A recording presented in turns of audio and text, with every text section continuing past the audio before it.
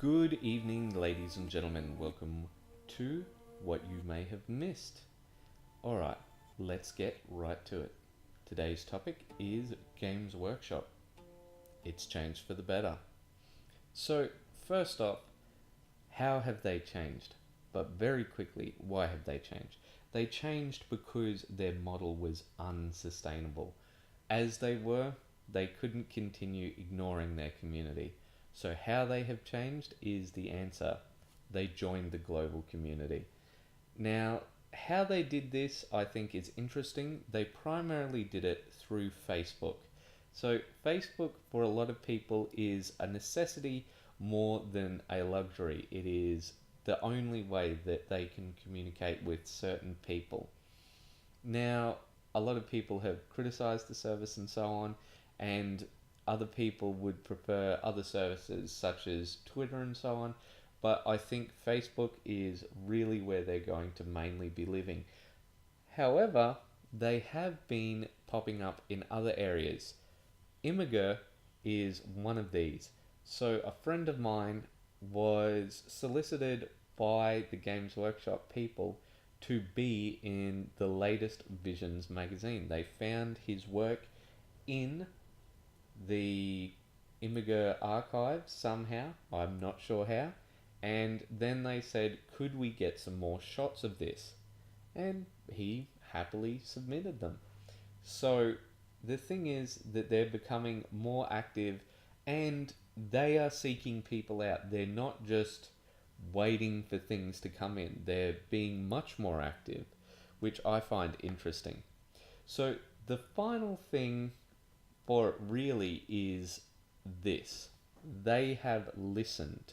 Now that's going to go on to the fourth point, but the thing is, these start collecting boxes are really just pseudo sales. There's a lot of other things out there which follow a similar pattern, like the new painting boxes, the new start collecting mini boxes, such as the small Liberator packs and so on.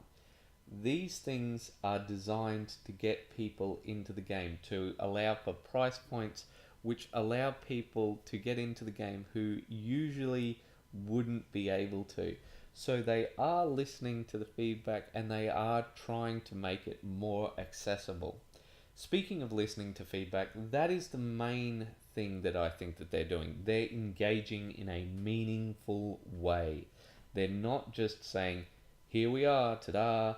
While there is some pandering, and that was to be expected, self-congratulations and so on, they are trying to address some of the issues in their games. Sometimes not for the better. Sometimes they're addressing the issues have simply caused more issues, but it is, in my opinion, better than them not addressing them at all.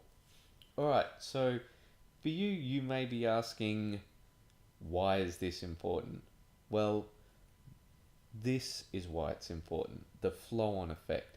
Games Workshop is most probably the most influential company in the hobby market. I want you to think about the other massive games that affected their entire market. World of Warcraft's one of them, but one that's not on the list is, think about Call of Duty. Now, this game did not necessarily impact the market for the better. It made a lot of games add, massive multiplayers to them, much to their detriment. However, Games Workshop improving shows that, they are listening to the community, and this is the new minimum standard. You must at least do this to be participating in this market successfully, and other companies will follow suit. The other thing is getting new people into the hobby. Now, I'm not just talking about young blood such as the one pictured. I'm also talking about just getting new people and getting people who have retired from the hobby for a while. So here is how most people have gotten into the hobby. They've gotten in through Games Workshop, be that Warhammer Fantasy, Warhammer 40,000, or now Warhammer Age of Sigmar.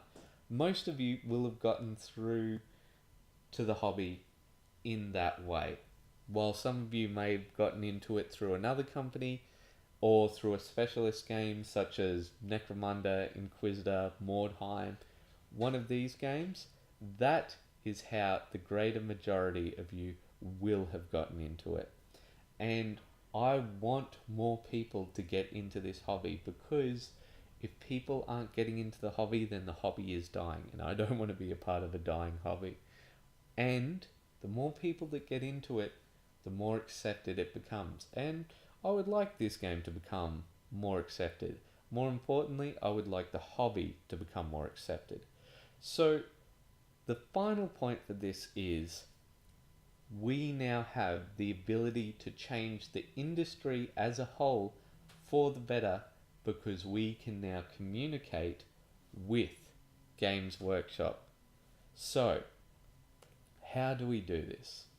Well, there's a number of things that we can do which will help, and some things that won't as much. So the first thing is engage with them on the networks that they're already on. Screaming that they're not on your network is not going to particularly help. However, making a comment on that network that maybe you could appear here, that might be an idea. So talk with them on Facebook and Imgur, and talk to your local store owners. Alright? But this is most probably the most important part. Listen to what the person has to say, whether that be the company or just another person presenting an argument. But this may be the more important part. Alright, you can't have one without the other, but consider what they say. You don't have to agree with it, just consider what they say. Just because you see a comment doesn't mean that you must immediately respond. Alright, you're not in a tennis match, this isn't volley and serve. Alright, speaking of don'ts, dictating commands is not the best way of going about things. Telling the company to change, talking about stock prices and business models and how they should do things, and they need to do this and they need to do that. That's perhaps not the best way about going with things, because the people who actually know about these sorts of things, they generally are more hesitant to comment, because they'll know quite a bit more about the stock market, and some of the times when people do these sorts of things, they look not the greatest. Speaking of, just repeating your point over and over again, and just rephrasing it in different ways until the other person leaves the conversation, that doesn't mean that you have won the conversation. That just means the other person's left. So that's not one of the best ways to engage with them. One way that is really good to engage is this. When somebody brings up a comment, or the company does something really good, or just anything in general happens which you like, reward that behavior. Say, well done, say thanks for that. Just give it some sort of reinforcement. It is much easier to get somebody to keep doing something than to get somebody to stop doing something. Speaking of which, trying to dogpile onto something to get them to stop doing something, that is not going to work, especially online. The reason for this is it is so easy to look anonymous online, regardless of whether you've got your name attached, regardless of whether you're giving well-reasoned arguments. And I am all for constructive criticism, right? I am all for critique. But some of the times, critique looks like dogpiling when there is just so much that you put onto it. And finally, I think this goes for both sides. Vote with your wallet. If you say that you really love something and that they're going in the right direction and they're doing the right thing, and then you never get anything, that to them is saying they're going in the wrong direction. By the same tone, if you say that you hate everything that they're doing, you hate this new model, you hate the way they're doing this, and then you just buy it anyway, you're telling them that you like what they're doing, regardless of whether you're saying it or not. Vote with your wallet, ladies and gentlemen. Vote with your wallet. And that's pretty much it. So I'm just going to leave you guys with some music and my How to Paint a Galaxy.